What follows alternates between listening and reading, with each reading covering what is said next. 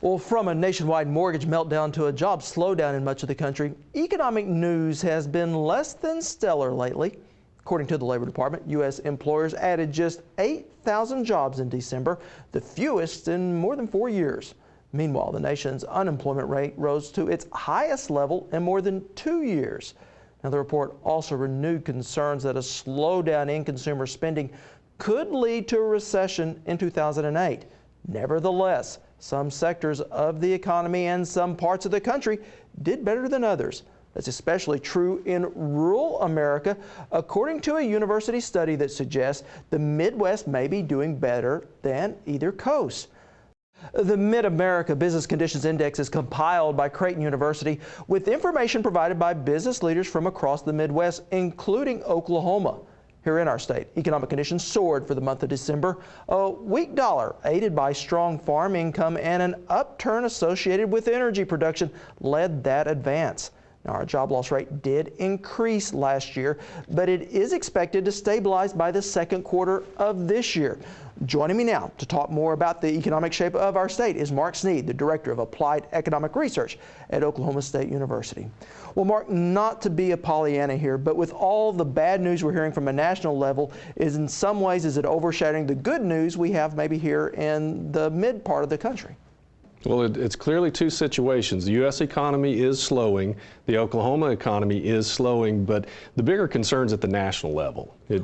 What is behind the strengths here in Oklahoma? Well, there are two factors. One is the energy sector. It is an unbelievable driver of the economy in every area, in the metropolitan areas, in the rural areas. It's a high-wage sector. It continues to provide stimulus to the economy, sort of regardless of what's happening at the national level. And the second is the housing market.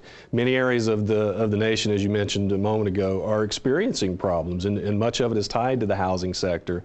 We simply aren't experiencing that here. We have very stable housing price increases, and if you look at some of the data, it even suggests that housing prices may actually be accelerating in Oklahoma. Now, back onto the energy sector real quickly. Are we experiencing what I think you've described as kind of a mini oil boom?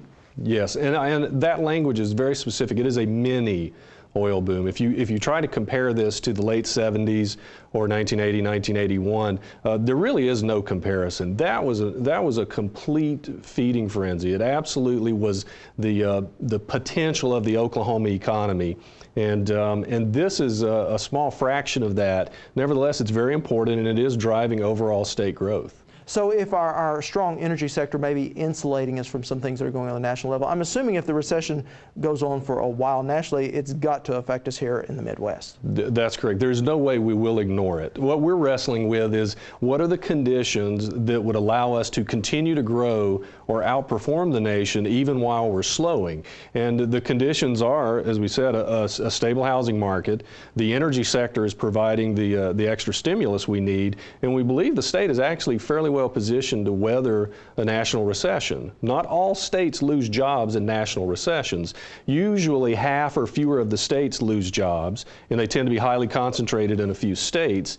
And it looks like this time it will probably be the coasts where the housing market is particularly weak, and the Midwest will probably ignore much of it to the degree possible. If you had to pick some sectors in 2008 that you think will be strong and some that maybe won't be as strong, what would they be? Well, a couple of sectors that are very vulnerable: construction and any financial services that might be related to housing. Despite the fact that the housing and construction sectors continued to do fairly well, they have weakened substantially, and that weakening will probably generate layoffs and weakness.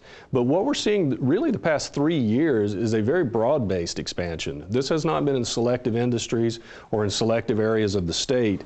Nearly every major industry sector is doing well, and we believe most of them will continue to do so, except for these housing-related sectors of construction and financial services.